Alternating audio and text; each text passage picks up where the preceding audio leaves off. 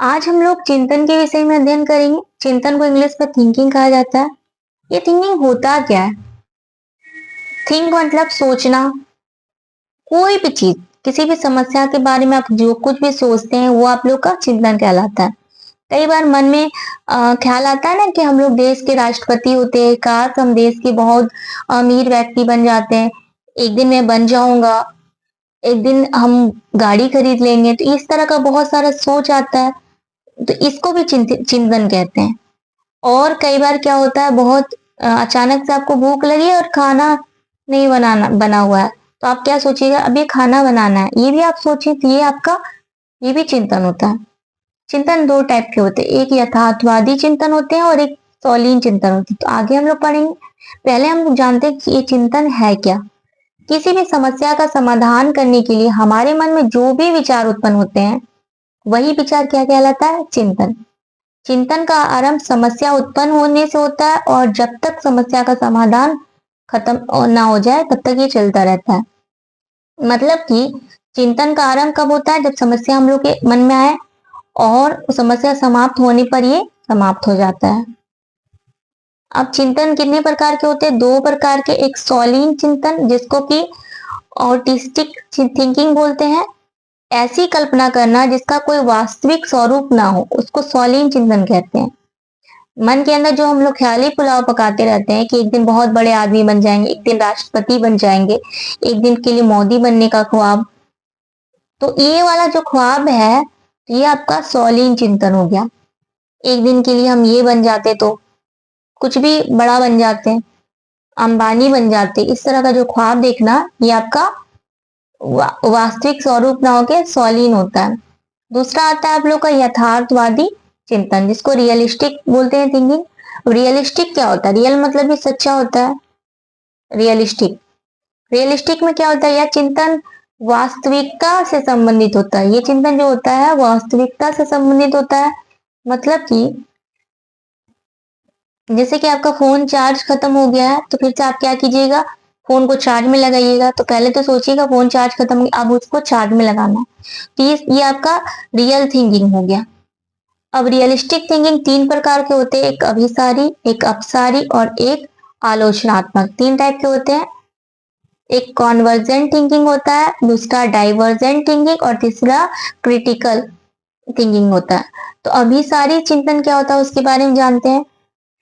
इसमें समस्याओं का एक ही बिंदु पर केंद्रित होता है। कोई भी समस्या आई, कोई भी क्वेश्चन आपसे पूछ लेता है, जैसे पूछेगा कि आप कहाँ रहते हैं, तो आप घर में रहते हैं, सिर्फ उत्तर दे दीजिए। या तो आपके किस राज्य में रहते हैं, तो मेरा उत्तर क्या होगा?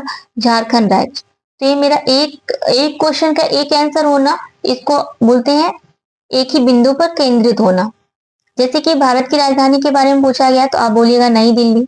एक ही बिंदु पे आपके माता पिता का नाम, तो आप एक लाइन पे अपने माता पिता का नाम बता लीजिएगा, तो ये आपके एक बिंदु में हो जाता है। इसी को अभिसारी चिंतन बोलते हैं। इसके द्वारा खोजा गया समाधान जो होता है वो बंद अंत का होता है, मतलब क्लोज इंडेड का होता है। तो एक ही पॉइंट में हो रहा है, इसलिए इसको क्लोज इंडेड बोलते हैं। सीटेट में क्वेश्चन पूछा जाता है कि जो अभी कन्वर्जेंट थिंकिंग है वो क्लोज इंडेड होता है कि ओपन इंडेड होता है। तो इसका ध्यान रखना होगा कि क्लोज इंडेड होता है। उसके बाद आता है अभिसारी चिंतन। क्या आता है? अभिसारी चिंतन। इसमें समस्याओं को एक बिंदु पर नहीं देखा जाता है, बल्कि अलग अलग बिंदु पर एक ही समस्या है, उसका अलग अलग आप वर्णन कर सकते हैं। एक ही समस्या है, उसका अलग अलग समाधान कर सकते हैं। इसमें समस्या को कल्पना शक्ति एवं सृजनात्मकता का प्रयोग करके कई प्रकार से हल किया जा सकता है। जैसे कि दिल्ली की विशेषताओं का वर्णन करें, तो दिल्ली में लाल किला भी है, कुतुब मीनार भी है, दिल्ली में बहुत सारी चीजें हैं। तो दिल्ली में बहुत सारे मुगल बादशाहों ने लाल किला भी बनवाया था, कुतुब मीनार का भी निर्माण करवाया था। तो ये सारा चीज आपका अपसारी में हो जाएगा। एक ही क्वेश्चन का अलग अलग आंसर आपको मिलेगा। और इसके द्वारा खोजा गया जो समाधान होता है वो ओपन इंडेड होता है। तीसरा पॉइंट आ जाता है आपका आलोचनात्मक थिंकिंग, जिसको कि हम लोग क्या बोलते हैं?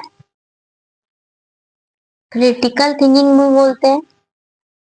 गुण और दोषों को देखते हुए किसी बात को स्वीकार करना आलोचनात्मक चिंतन कहलाता है। किसी का एक पक्ष नहीं देखना। किसी का क्वालिटी बता रहे हैं, गुण बता रहे हैं, तो उसका जो अवगुण भी है उसको भी आपको बताना है। जैसे कि लोकसभा के बारे में अगर आप बता रहे हैं, लोकसभा में अच्छाइयां हैं, लेकिन आपको उसका बुराई को भी बताना होगा। जैसे राज्यसभा में भी अच्छाइयां हैं, तो राज्यसभा की अच्छाइयों को भी बताना है, साथ साथ उसका बुराइयों को भी बताना है।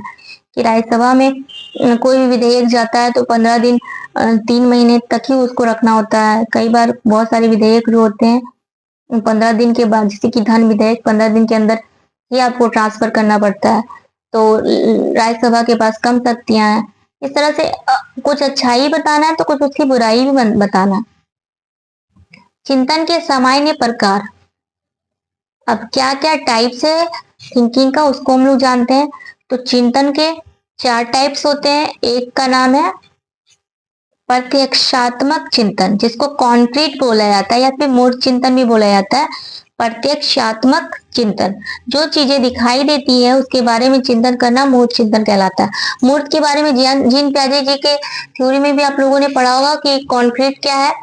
कॉन्क्रीट का मतलब होता है जिस चीज को आप देख सकते हैं, जिस कुछ चीज को देखा और उसके बारे में जब किसी चीज को के बारे में सोचते हैं उसको मूर्त चिंतन कहते हैं।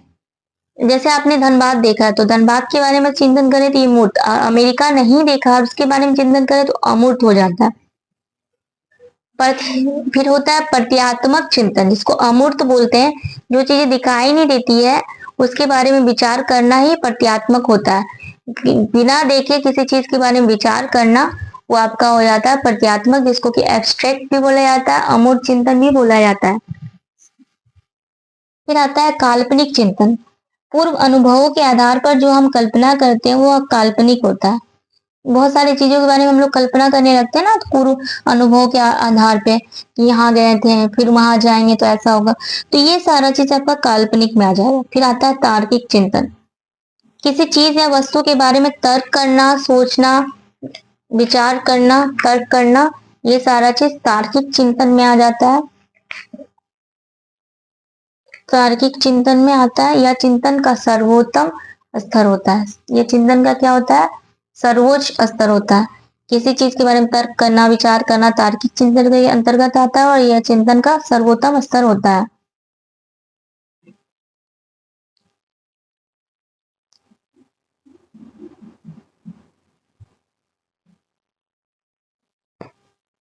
इस प्रकार हमने चिंतन के विषय में अध्ययन किया। उम्मीद करती हूँ कि आप लोगों को समझ में आया।